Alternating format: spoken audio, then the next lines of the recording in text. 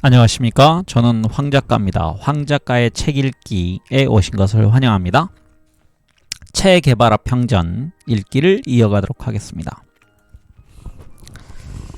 네, 오늘 읽을 부분은요, 드디어 체게바라가 어린 시절부터 존경했던 마오쩌둥을 만나는 부분을 읽어가도록 하겠습니다. 우리가 가지고 있는 책의 486쪽입니다. 마오쩌둥과의 만남. 마오쩌둥은 참고로 다 아시겠지만 모택동입니다. 우리가 한문으로 쓸 때는 모택동이라고 썼던 사람입니다. 1960년 10월 2일 체는 카스트로 형제와 함께 중국 대사를 접견했다.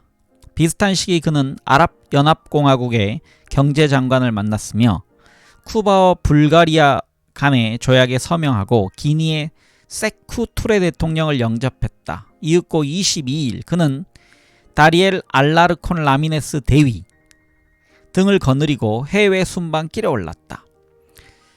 중간에 부연 설명이 있습니다. 볼리비아에서 베닝고라는 전시명으로 불렸던 키가 크고 뼈대가 굵은 날카로운 눈매의 명사수라고 지금 알라르콘 라미네스 대위가 설명되어 있습니다. 24일 프라하에 도착한 체는 안토닌 노보트니 대통령의 열렬한 환영을 받았다. 쿠바의 성공 사례는 같은 위협을 달성하기 위해 모이는 각국의 민중에게 하나의 길을 제시한 것이다.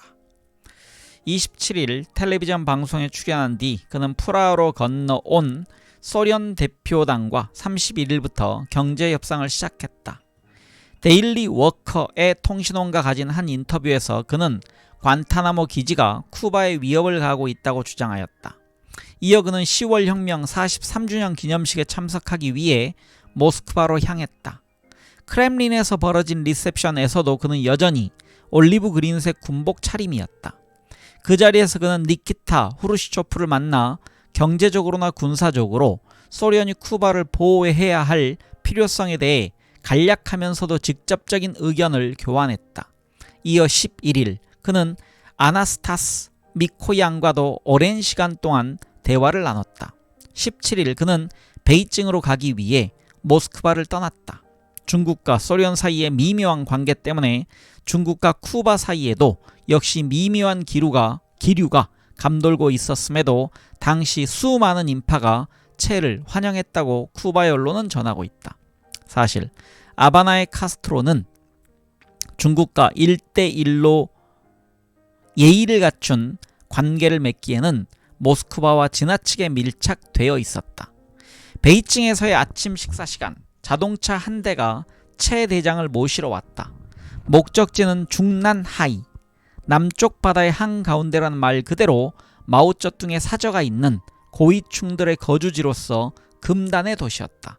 체는 한 저택의 넓은 거실에서 잠시 기다려야 했다. 그리고 오전 10시 거대한 붉은 장막이 거치는 순간 체는 반대편의 투명한 유리벽 너머에서 차를 마시고 있는 마오쩌둥을 보았다. 마오쩌둥은 체를 향해 천천히 고개를 끄덕여 인사했다. 체도 같은 방법으로 인사하자 마치 무대의 장막이 닫히듯 붉은 커튼이 닫히는 것이었다. 이어 체는 자기 수행원들을 만나기 전에 한 장군과 함께 차를 마셨다. 그날 저녁 식사를 마치고 체는 다시 그 비밀 구역으로 갔다. 이번에는 마오쩌둥이 중국 정부 인사들과 함께 몸소 그를 맞았다. 그들은 3시간 이상 대화를 나눴다. 그의 인생에서 가장 밀도 있고 의미심장한 시간이었다. 이 중국 지도자는 체에게 있어 늘 경외의 대상이었다. 주지하다시피 청년 시절 그는 부에노스아이레스에서 럭비 전문 잡지 태클에 글을 쓸 때 작은 돼지 찬초를 찬소로 변형시킨 필명을 선택하기도 했다. 또한 그는 첫 딸인 일디타를 나의 작은 마오로 부르기도 했으며 쿠바 침공 때 자신의 부대에 로스 마오마오라는 별명을 붙이기도 했던 것이다. 두 번째 회담은 마오쩌둥을 비롯하여 주언라이와 림바요가 배석했으며 쿠바 측에서는 체를 비롯하여 현재 쿠바 국립은행 총재인 액토르 로드리게스 욤파르트와 에디 수뇰 대장이 배석했다. 그들은 무기 수출 문제를 비롯하여 소련과의 정치적 관계와 아프리카에서의 중국의 입장에 대해 의견을 나누었다. 특히 이 자리에서 마오쩌둥은 루문바당을 지원하기 위해 콩고에 무력을 파견할 용의가 있음을 밝혔으며 체는 마르크스 레닌주의가 소련보다 중국에서 훨씬 순수하게 실현되고 있음을 다시 한번 깨달았다. 중국 내륙지방을 둘러본 뒤 그는 상하이를 방문했다. 그러나 만리장성을 방문하지 못했던 것에 대해 많은 아쉬움을 가졌다. 12월 1일 그는 중국과의 경제협력안에 서명했다. 이어 그는 평양을 방문하여 김일성과 만났고 통상과 학술 교류에 관한 2가지 조약을 체결했다. 9일 그는 소련과의 경제협약건을 상의하기 위해 모스크바로 갔다. 13일 아직은 장벽으로 분리되지 않았던 베를린을 들러 대외 통상장관을 만난 뒤 다시 모스크바로 돌아왔다. 12월 20일 그는 미국이 종래의 커터대로 수입하지 않겠다고 위협할 경우 소련이 270만 톤의 사탕수수를 구입해 주겠다는 약속을 얻어내는 데 성공했다. 그는 그 전날 후르시초프와 마지막 회담을 가졌으며 23일 쿠바로 귀국했다. 그는 귀국과 동시에 독일이 쿠바 지역의 석유 탐사에 $10,000,000를 투자할 것이라는 계획과 북한과 베트남이 쿠바로부터 사탕수수를 구입하기로 했다는 방문 결과를 발표했다. 관료로서 경제적 책임을 맡고 있다 하여 체가 이론가로서의 면모를 잃은 건 아니었다. 그는 쿠바 혁명의 시대적 이념을 이렇게 표현하곤 했다. 혁명을 구체화하기 위해서는 우선 이 현실 법칙이 곧장 이념가들로부터 나온 게 아니라는 점을 주지해야 한다. 오히려 그들은 중대한 사회현상을 모르고 있을 뿐 아니라 그 현상들에 영향을 미치는 법칙의 내용을 간과하고 있다는 점을 강조할 필요가 있다. 혹시 우리에게 마르크스주의자인지 아닌지를 묻는 것은 물리학자에게 뉴턴주의자냐고 묻는 것이나 생물학자에게 파스테르주의자냐고 묻는 것과 다를 바 없다. 사실 인간들의 지식에 너무도 깊숙이 침윤해 있어 이견의 여지조차 없을 만큼 익숙한 진실이 있게 마련이다. 새로운 현상이 새로운 개념을 규정한다 하여도 뉴턴을 믿는 물리학자나 파스텔의 영향을 받은 생물학자가 결코 과거를 제쳐두고 생각하지 못할 것이라는 점을 염두에 두고 보자면 우리가 마르크스주의자가 되어야 함은 너무도 당연한 가정이다. 뉴턴의 발견과의 관련성은 아인슈타인의 상대성 원리나 플랑크의 양자 이론의 경우에도 적용된다. 이 이론들이 그 영국 과학자의 위대성을 전혀 침해하지 않았던 것이다. 물리학이 새로운 공간 개념을 낳기까지 발전할 수 있었던 것은 뉴턴 덕분이다. 그는 필수 불가결한 사다리 역할을 했던 것이다. 마르크스는 자신이 살았던 시대의 자본주의 제도와 사회적 독트린을 분석하고 깊이 고찰했던 점에서 우리는 몇 가지를 반박할 수 있다. 우리 라틴 아메리카의 상황은 오늘날 거의 받아들이기 힘든 민족과 국가에 대한 엥겔스의 이론에 근거한 마르크스의 분석이나 볼리바르의 해석에도 전적으로 부합하지 않는다. 그러나 그처럼 빛나는 진실을 발견한 위대한 인물들 또한 잘못을 저지르지만 그것은 단지 그들도 인간이라는 점을 증명할 따름이다.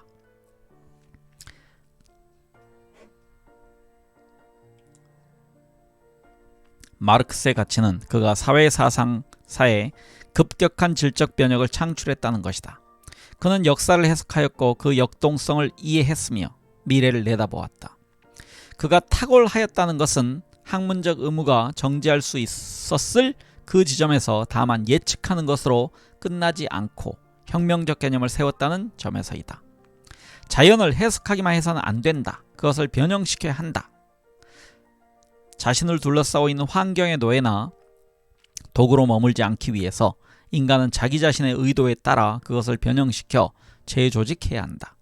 그 순간부터 마르크스는 과거를 고정시키려는 특별한 의도를 갖는 일체의 것을 적대시하는 입장 속에 자신을 규정하기 시작한다. 그것은 바로 아테네 귀족 계층의 노예제 지지자들인 플라톤과 그 제자들에 의해 저서가 불태워진 데모스테네스의 경우와 견줄만하다. 혁명주의자 마르크스와 엥겔스라는 두 거목에 의해 구체적인 사상과 더불어 하나의 정치적 경향이 형성되었다. 그 경향은 일련의 단계를 거치면서 발전해왔다. 레닌과 마오쩌둥을 비롯한 소비에트와 중국의 새로운 정부 지도자들이 우리가 따라야 할 모범적인 교리의 몸체를 만들어왔다. 따라서 쿠바 혁명은 혁명의 무기를 들기 위해 마르크스를 선택한 것이다.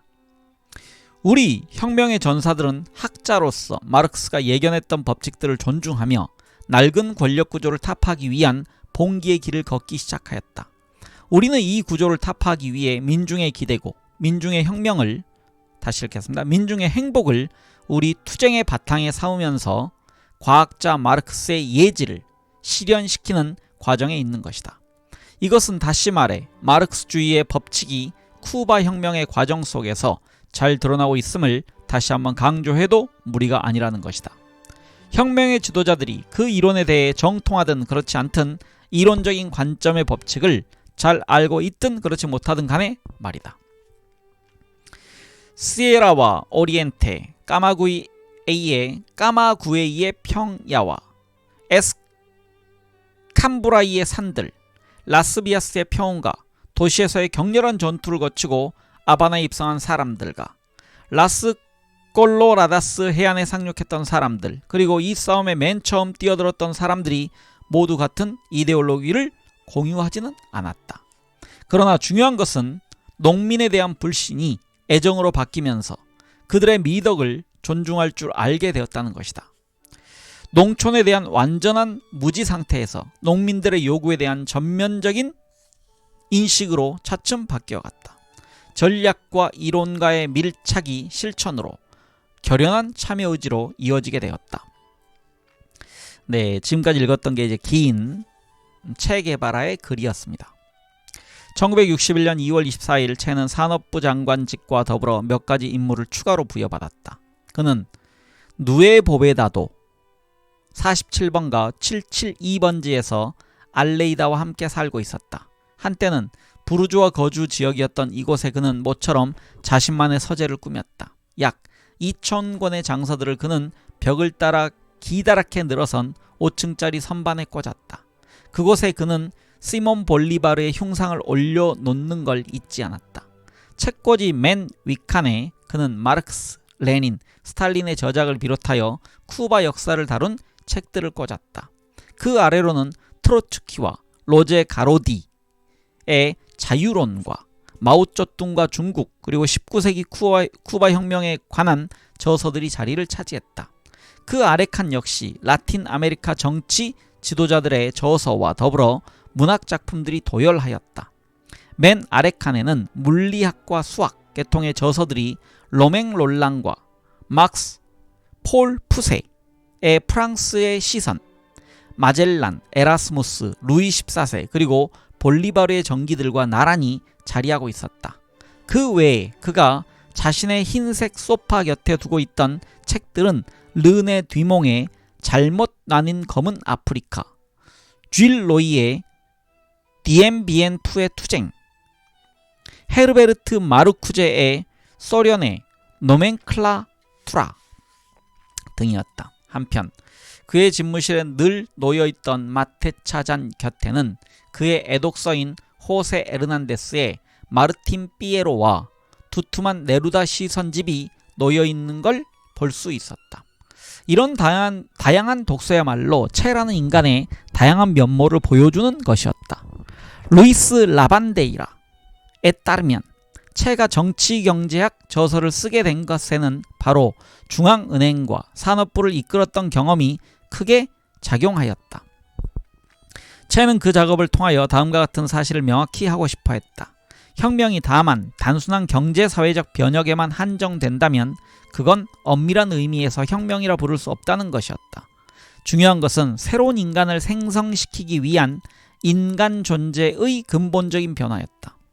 구시대의 인간상을 제거하는 것이야말로 지그문트 프로이드가 제기했던 문제였다. 인간의 영적이고 도덕적인 보다 근본적인 변화는 유대주의나 기독교를 막론하고 인류의 중대 관심사였다. 그 문제는 마르크스주의가 제기했던 소외에 관한 문제만큼이나 책의 중요한 고민거리였다. 라반데이라는 이렇게 말한다. 채는 늘 인간의 실존에 의미를 부여할 무언가를 모색하려고 했다. 그러나 그는 다만 사변적인 방식에 의존하기보다는 인류학과 사회학, 심리학, 철학이라는 다양한 방법을 동원해 보려고 했다. 그는 인류의 역사를 특히 사회학적 관점에서 고찰해 보았지만 굳이 마르크스주의적 시각에만 한정시키진 않았다. 시에라에서의 게릴라 활동 동안에도 채가 자신의 배낭 속에 마르크스와 레닌의 저작과 더불어 늘 갖고 다녔던 것이 프로이트의 저작들이었다. 그리고 혁명이 성공한 뒤 프로이트 선집 2권이 출판되었던 것도 채의 요청 때문이었다. 시몬 드 보부아르와 샤르트르가 아바나에 들렀을 때 채가 그들과 함께 밤을 새워 대화를 나눌 수 있었던 것도 그가 실존 철학 계열의 많은 저작을 독파한 데다 키에르케고르나 야스퍼스, 하이데거, 까미를 비롯하여 그들과 비슷한 신념을 공유했던 다른 여러 사상가들을 알고 있었던 덕분이었다. 이어 그는 다음과 같은 해석을 덧붙인다. 이는 채가 인간 존재에 대한 지식에만 의존하여 도덕적 고찰을 했던 것이 아니며 마르크스주의적인 교조적 관점에만 의존하지도 않았다는 점을 얘기해준다. 사실 마르크스주의적인 심리학은 제대로 발전하지 못했다. 마르크스주의자들은 이 부분을 간과했었다. 채는 그 점을 알고 있었고 또 그 점을 강조하기도 했다.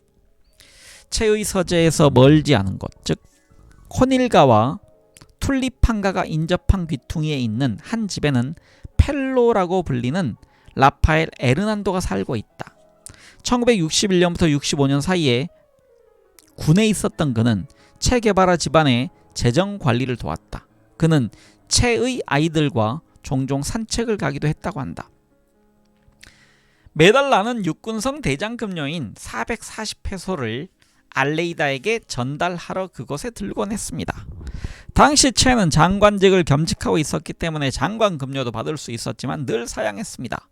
어느 달인가 게바라 가족이 100페소의 대출 이자와 할부로 구입했던 임팔라 블루 대금, 전화 요금과 전기 요금을 다 치르고 나니 알레이다가 시장을 볼 돈조차 얼마 남지 않게 된 적이 있었습니다. 여기 참고의 글이 있습니다. 게바라는 자주 장거리 전화를 걸곤 했으니까 라고 되어 있습니다. 그러나 채는 특히 자신이 이 나라의 화폐를 책임지고 있다는 이유로 다른 사람보다 더 많이 받는 것을 용납하지 않았습니다. 게바라 집안의 옷장은 거의 다 비어있다시피 했으며 낡은 군복 몇 벌만이 걸려있을 뿐이었습니다. 그는 집으로 돌아와서는 아이들과 야구 연습을 하면서 놀아주곤 했습니다. 그리고 길 잃은 커다란 독일산 양치기용 개인 검정 무랄라와 소코로를 데리고 함께 산책을 나서곤 했지요. 그는 늘 이 개들과 식사까지 함께 할 정도로 녀석들을 귀여워했습니다. 알레이다는 이 시절을 이렇게 회상했다. 당시 우리는 베이징이라는 중국 음식점으로 식사를 하러 가곤 했지요. 에르네스토는 젓가락을 쓰는데 아주 재미를 붙인 것 같았어요. 그동안 워싱턴은 자기네의 신경을 은근히 건드리고 있는 이 작은 이웃에게 본때를 보여줄 기회만을 호시탐탐 노리면서 일종의 교란 작전을 준비하고 있었다. 4월 15일 B-26기 2대가 리베르타드와 산티아고 상공이를 날아다녔다. 다음날 채는 피나르델리오 지역 민병대 앞에서 전투태세를 다지자는 연설을 했다. 그러나 17일 정작 침공의 두려움이 팽배하였던 곳은 동부의 산티아고도 북서부의 피나르델리오도 아니었다. 그곳은 이 초록빛 악어섬에서 멀지 않은 바로 아바나였다. 피그만에 있는 라르가와 히론 해안의 쿠바 국적의 미국 하수인 1,500명이 무장을 하고서 쿠바 섬을 탈환하겠다며 상륙을 시도했다. 그들은 마이애미와 푸에르토리코와 인접한 비에케스 섬, 니카라과의 푸에르토 카베자스로부터 모여든 용병들이었다. 그 안에는 푸에르토 카베자스 기지로부터 출발한 공군 편대까지 포함되어 있었다. 아이젠하워 시절부터 은밀히 준비되어 오다가 미국의 새 대통령인 존 F 케네디가 승인한 이 상륙은 결국 해안가에서 배가 좌초되는 바람에 전투원 대부분이 포로로 잡혔다.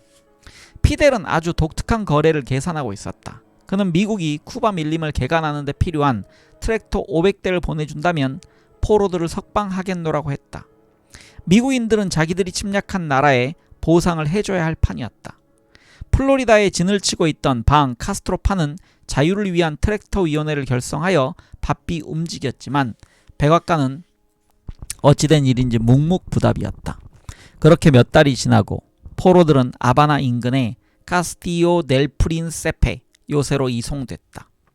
이어 반란죄로 기소된 1190명의 용병들에 대한 재판이 시작되었다. 그들 모두에게 유죄 판결이 내려졌고 각기 30년형이 언도되었다. 보석으로 풀려나려면 도합 6,200만 달러를 내야 할 것이었으나 이 금액은 포로들로서는 엄두를 낼 수 없는 엄청난 액수였다. 그러나 포로들의 가족 대표와 아바나 측을 중재하는 베르타 바레토와 니른베르크 전범 재판에도 참여했던 것으로 알려진 변호사 제임스 B 도노반의 중재로 피델 카스트로의 입장을 타진하기 시작했다.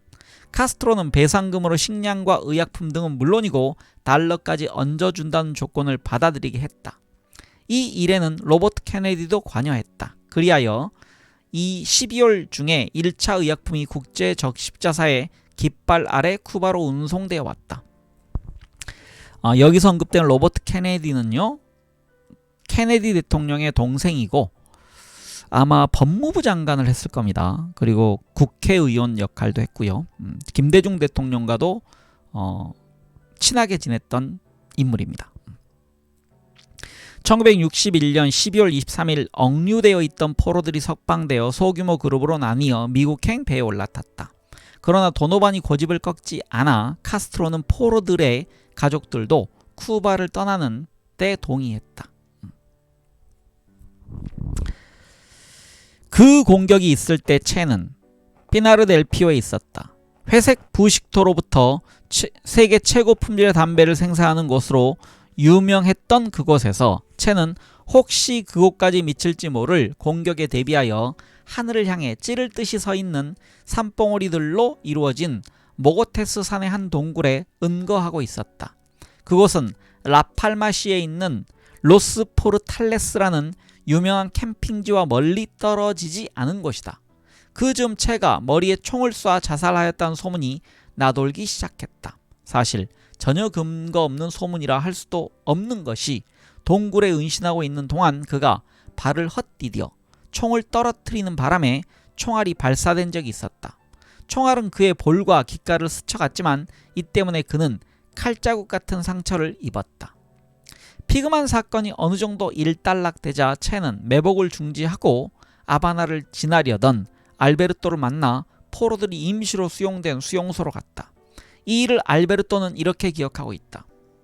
체를 알아본 구사노스의 지휘자인 듯한 한 사내의 얼굴이 사색이 되더군요. 그는 소문대로 체가 죽은 줄 알았던 모양입니다. 거기에는 낙하산을 타고 내려온 사제도 한 명 있었습니다. 그는 외신 기자들 앞에서 특히 어느 아리따운 프랑스 여자 앞에서 매우 의기양양한 표정이었습니다. 그는 체에게 이렇게 말한 게 내심 재치 있는 일이었다고 여기는 모양이었습니다. 혹시 그래야 한다면 나는 자발적 노동에 참여하여 사탕수수를 뺄 수 있습니다. 그러나 체는 그에게 차가운 눈초리를 힐끗 던진 뒤 이렇게 말했습니다. 아니요, 여기서 사탕수수를 베는 일은 혁명의 친구들이 하는 일이지 그 적들이 하는 일은 아니요. 체의 비망록은 점점 빽빽하게 채워져 가고 있었다. 1961년 5월 8일 그는 최초의 선정물을 하역하는 작업을 지원했다. 다음날 그는 베트남 민주공화국의 대표단이 출국하는 자리에서 환송연설을 했으며 니켈 광산을 개발하러 온 소련 관리들과 만나 환담했다. 12일 그는 중화인민공화국의 우호 사절단을 접견하기에 앞서 유고슬라비아 사절단을 위한 공식 만찬을 베풀었다. 29일에는 라울 산티아고와 함께 산티아고에 인접한 모아만의 니켈 광산을 찾는 길에 오리엔테 대학에 들렀다. 6월에는 소련으로부터 지원된 자금과 프랑스 기술진의 힘으로 중앙발전소가 준공되었다. 체는 시간이 허락한 대로 시멘트나 커피 부대를 나르거나 광산에서 광차를 밀어주는 등 몸소 노동자들의 일손을 도왔다. 그는 새로운 기계들을 시험하는 것에 만족하지 않고 더러는 그 제작에 나아가 그 발명에까지 관여하곤 했다. 이를 예로 그가 주도하여 제작된 사탕수수 절삭기는 생산량을 높이는 데 상당한 기여를 했다. 심지어 그는 가장 이름 높은 시가의 순도를 증명해 보인다며 직접 피워보는 일도 마다하지 않았다. C가에 대한 유별난 취향을 얘기해주는 일화가 하나 있다. 앞서 얘기했듯 산타클라라로 입성하는 우에로를 발견했던 지리학자인 안토니오 누네스 히메네스가 산업부에서 함께 일을 하고 있을 때였다. 어느 날 히메네스는 동료들과 함께 정면으로 난국을 돌파할 결심을 했다. 채가 지나치게 많은 시가를 피워대는 바람에 자신들의 건강을 해치고 있다는 게 그들의 공통된 걱정거리였다. 그들은 채를 둘러싸고 말했다. 채, 그런 식으로 계속 피워대선 안 되네.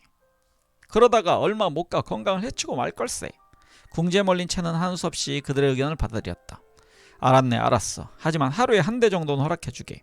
다음날 채의 집무실에는 전날 주문한 1m가 넘는 C가 한 대가 배달되었다. 채의 유머 감각은 어디에서나 빛을 발했다. 한 번은 텔레비전에서 진주라는 상표명의 치약을 소개하면서 이런 말을 한 적이 있다. 한 사람당 한 달에 치약 한 개씩 예상하고 있습니다. 혹시 저장할 의도가 있으시다면 이 점을 상기시켜 드리고 싶군요. 그 반죽이 아주 빨리 굳을 거라고. 혹은 코카콜라를 대체할 손, SON이라고 되어 있습니다. 소리 또는 목소리라는 뜻이라고 되어 있고요. 그래서 다시 읽겠습니다. 혹은 코카콜라를 대체할 손이라는 음료의 청량감을 마치 음악처럼 묘사하기도 했다. 정말 성대가 유익하다. 고. 한편 애정생활에 대한 확신을 묻던 미국인 기자에게 한 그의 대답도 빠뜨릴 수 없는 대목이다. 당신이 쓰고 있는 그 희한한 모자를 선택한 이유를 말해줄 수 있겠어? 그것 역시 아주 희한하구만. 혁명이 성공한 지 얼마 지나지 않아 그의 모습을 생중계해주는 일은 마치 큰 선심이라도 쓰는 것처럼 믿고 있던 한 유명 텔레비전 프로듀서에게 채는 무안을 준 적이 있었다. 프로듀서는 이렇게 말했다. 지금까지 우리들은 차차차를 노래했지만 이제부터는 채채채라는 리듬을 갖게 되겠군요. 분명 그는 채를 잘못 본 것이었다. 나는 내 국민들과 동료들, 쿠바 민중에게는 채입니다. 하지만 당신 같은 이들에게는 에르네스토 게바라 대장이요. 이런 채의 유머 감각을 루이스 라반데라는 영화 장면적인 의미로 해석하기도 하였다. 그가 멕시코의 희극 배우 칸티플라스와 닮았고 그런 식으로 연기를 했던 건 분명했다. 채는 찰리 채플린을 매우 좋아했으며 어떤 면에서는 찰리적인 면이 있기도 했다. 어떤 상황을 희극화시키는 예리한 센스라고나 할까? 카이로 방문 때 그 앞에 깔린 붉은 융단을 밟고 지나가기를 거부했던 일화의 경우를 보면 알 수 있다. 그는 그걸 밟지 않으려고 갖은 애를 쓰며 끄트머리를 위태위태하게 걸어갔었다. 어느 날인가는 그가 내 몸가짐이나 말투 등을 흉내내며 날 놀린 적이 있었다. 그 모습을 떠올리면 지금도 웃음을 참을 수 없다. 채가 다른 이들을 풍자해서 인정받을 수 있었던 건 결코 어숙한 풍자를 하지 않았기 때문이다. 그는 우디 앨런과 같은 식으로 풍자했다. 7월 24일 채는 3개월 전 최초로 우주여행에 성공한 유리 가가린을 만났다. 그는 가가린에게 엄청나게 많은 질문을 퍼부어댔다. 그러면서 그는 자신도 언젠가는 지구가 아닌 다른 별들을 산책하고 싶은 꿈을 갖고 있다는 뜻을 내비쳤다. 8월 3일 그는 쿠바 대표단을 이끌고 미주회의 산하 중남미 경제사회 이사회에 의해 참석하기 위해 우루과이로 출발했다. 몬테비데오 부근 아조테아라는 농장에서 채는 우루과이 대통령 에드아르도 빅토르 아예도와 마테차를 마시며 교분을 다졌다. 이 만남은 북쪽의 침략자를 향한 조롱과 함께 북미 지역을 포함한 여타 대표단을 견제하는 의미를 가지고 있었다. 여기서 그는 호세 마르티를 인용했다. 사는 사람들은 요구한다. 파는 사람들은 봉사한다. 따라서 자유가 담보되기 위해서는 그 거래의 균형이 맞아야 한다. 한편 미국 대표인 리차드 굿윈이 주선한 만남이 몬테비데오에 있는 브라질 대표의 숙소에서 열렸는데 주된 의제는 역시 경제 문제였다. 여기서 굿윈은 한 가지 제안을 했다. 필요한 자금을 미국이 아르헨티나와 브라질에 댈 테니 쿠바에 대한 소련의 원조를 이 돈으로 대체하라는 것이었다. 다시 말해 쿠바를 서방의 블록 안에 남겨두겠다는 말이었다.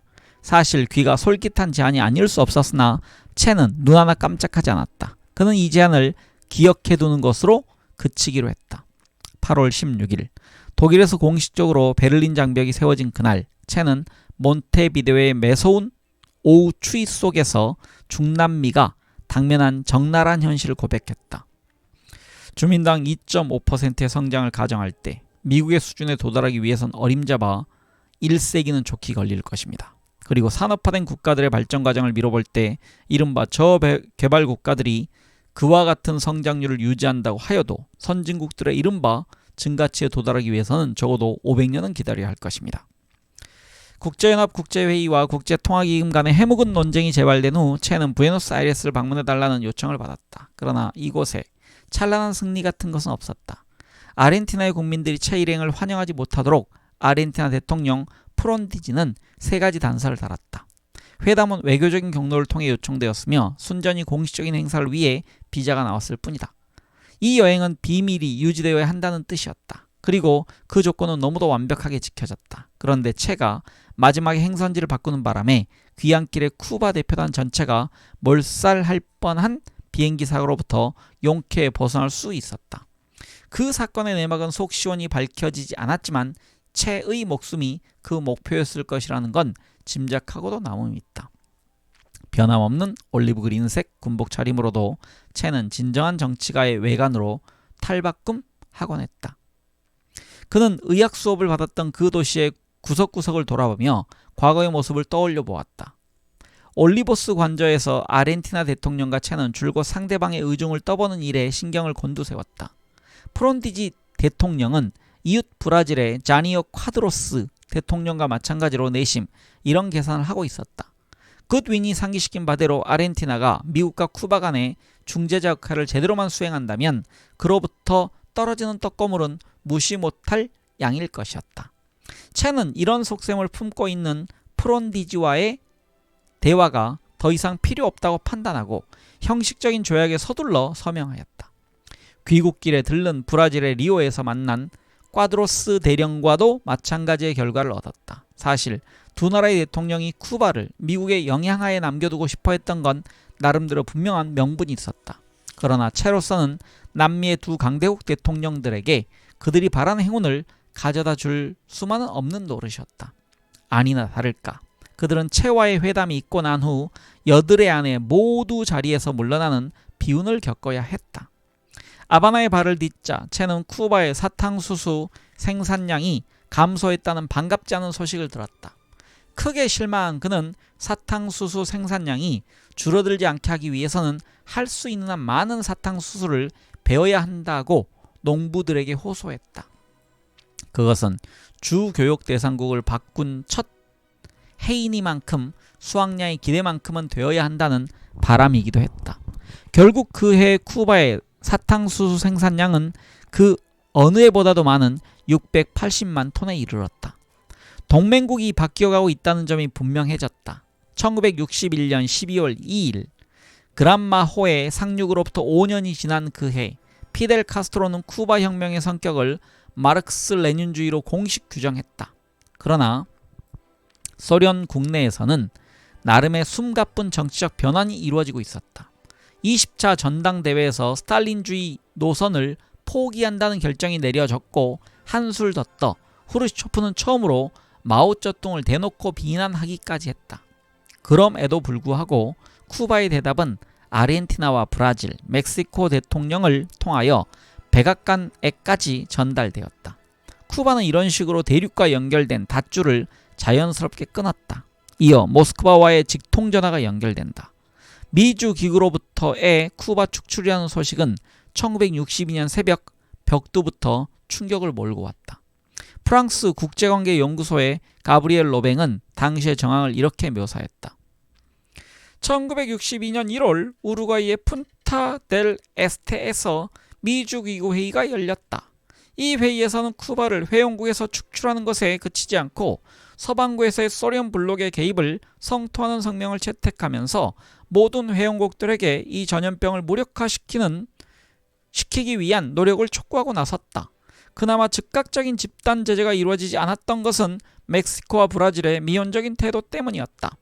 미국 정부는 2월 초순부터 쿠바로부터 들어오는 일체의 상품을 압수한다고 공표했으며 한 달 반 뒤 이 조치는 제3국을 통해 들어오는 모든 쿠바 물품으로까지 확대되었다. 이 조치는 점점 강화되어 유럽과 라틴 아메리카 동맹국들이 쿠바의 제재를 가하기 위해 손을 잡았다. 그와 궤를 같이하여 아르헨티나에 이어 에콰도르도 하바나와의 관계를 끊었다. 3월 2일 미국과 이 작은 섬나라의 냉전 모드는 점점 깊어져 갔다. 여기에 세기를 받겠다는 듯 케네디는 쿠바로부터 수입을 전면 금지하겠다는 의지를 공표하였다. 이어 11일 미국 정부는 이 오만불손한 이웃에게 농산물을 팔지 않겠노라고 발표했다. 의회로부터 한 번 혼쭐이 난 적이 있는 젊은 대통령은 자기도 힘이 있다는 걸 보여줘야 할 때였고 미국의 위신이 추락하도록 내버려둘 수는 없었다. 당시 채의 가장 큰 관심사는 사탕수수 농업의 기계화였다. 그는 1959년에 플로리다에서 찍어온 콘티누아라는 모델을 바탕으로 하여 쿠바에 맞는 기계들을 만들어낼 작정을 하였다. 이 사업은 만만한 사업이 아니었다. 쿠바인들은 10여 년 전부터 거의 폐품이 되다시피 한 낡은 톤턴을 완전히 폐기해버리고 1962년 4월 마침내 두 종류의 기계를 제작하는 데 성공했다. 채는 이 일을 기회로 노동자들에게 이렇게 말했다. 이 작은 섬에서 제국주의와의 싸움이라는 중대한 임무까지 부여받은 우리는 모든 아메리카 국가들의 귀감이 되어야 할 뿐만 아니라 제국주의가 우리의 어깨를 움츠려들게 하지 못하도록 사력을 다해 싸워야 할 것이며 동시에 기술이라는 영역에서 발전을 이룩해야 할 것입니다. 채로부터 사탕수수 농업의 기계화 임무를 부여받았던 사탕수수 생산증대위원회 회장 알프레도 메넨데스는 이 일을 두고 이렇게 얘기한다. 채는 거대하고 복잡한 사탕수수 산업의 노동력을 통합하려는 야심을 갖고 있었습니다. 그는 기계의 시험 가동에서 얻은 긍정적인 결과는 물론이고 발견된 결함까지도 기계들을 개선시키는 일에 이용했습니다. 더불어 그는 우리의 정치 지도자들과 행정가들, 조합원들과 노동자들의 관심을 일깨우려고 애를 썼습니다. 기계 1000대를 보유하는 일은 무척 중요하다고도 그는 늘 강조했습니다. 그것은 1000명의 사람들이 그 일을 고민하고 그 해결책을 찾는다는 것을 의미했습니다. 이렇게 하여 그들은 사탕수수 농업의 기계화라는 당면한 필요성을 인식하게 되리라는 것이었습니다. 1962년 6월 모아 광산을 방문하는 길에 채는 알베르토가 의료학교를 개원한 산티아고에 들렀다. 그런데 알베르토의 계획을 들은 채는 왠지 떨떠름하다는 표정이었다. 그는 다만 이렇게 말할 뿐이었다. 형은 하바나에서 썩 편치 못했거나 아무튼 그 비슷했던 모양이군. 그러나 알베르토는 채의 민감한 부분을 건드릴 줄 알았다. 그는 마에스트라의 아이들이 당장에 이 학교로부터 받게 될 혜택을 상기시켜 주었다. 그러자 알베르토가 학교를 건립한 취지를 이해한 채는 경탄하는 표정으로 고개를 끄덕였다. 7월 마이애미에 망명해 있던 반 카스트로 일파는 미국 정부에 압력을 가하기 시작했다. 세간에 떠도는 얘기대로 소련이 쿠바에 미사일 기지를 설치한 것이 분명하다고 주장하면서 말이다. 8월 말 채는 무역 문제를 협의하기 위해 다시 모스크바행 비행기에 올랐다. 같은 달 13일 그는 흑해의 얄타를 방문하여 캐비어 요리를 맛보고 후르시초프를 만났다. 9월 3일 채와 후르시초프가 서명한 조약의 내용이 공개되었다.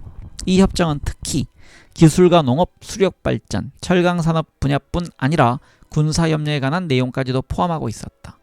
7일 쿠바로 돌아온 채는 장관 집무실과 피나르델피오의 군기지 사이를 부지런히 오갔다. 한편 10월 8일 국제연합에서 쿠바 대통령 도르디코스는 다음과 같은 입장을 공식적으로 밝혔다.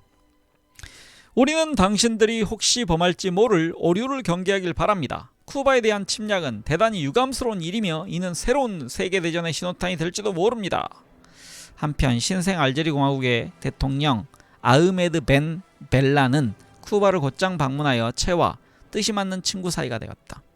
케네디 대통령과도 만난 벤 벨라는 직접적으로 이런 질문을 했다.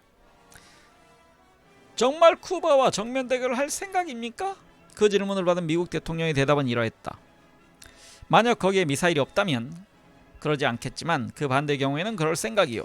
그해 10월 채는 하바나에 모인 청년당 조직원들 앞에서 이런 연설을 했다. 젊은 공산주의자의 의무는 본질적으로 새로운 인간형의 완성입니다. 새로운 인간형의 완성이라는 말은 최고의 인간에 접근해야 한다는 뜻입니다. 그 최고의 인간은 노동과 학문, 이 세계 모든 민중과의 부단한 연대를 통하여 정제된 인간입니다. 이 지구상 어디선가 무거운 목숨이 꺼져갈 때 함께 고통을 느낄 수 있으리만치 감성이 개발되어 있으며 자유라는 깃발 아래 분연히 일어설 줄 아는 인간입니다. 10월 16일 미국의 초음속 유투기가 다시 읽겠습니다. 10월 16일 미국의 초음속 유투기 편대가 쿠바 서부 해안에서 미사일 발사대를 발견하고 사진을 찍었다. 사진들을 분석한 미국 국방성은 미사일의 사정권이 미국의 북부 지방에까지 이를 것이라는 결론을 내렸다. 네, 이렇게 제목은 지금 마오쩌둥과의 만남이었는데요. 그 체 게바라의 지금 장관 직무 수행 과정에서의 국제적인 관계, 협정 체결 등등이 언급됐었습니다. 이제 다음 장에서는 양대 블록 사이에서라는 제목입니다. 그래서 1961년에 쿠바에서 있었던 미사일 위기에 관련된 내용이 나옵니다. 네, 이 부분은 다음 시간에 읽어가도록 하겠습니다. 네, 함께 해주신 많은 분들 감사드립니다. 저는 황 작가였습니다.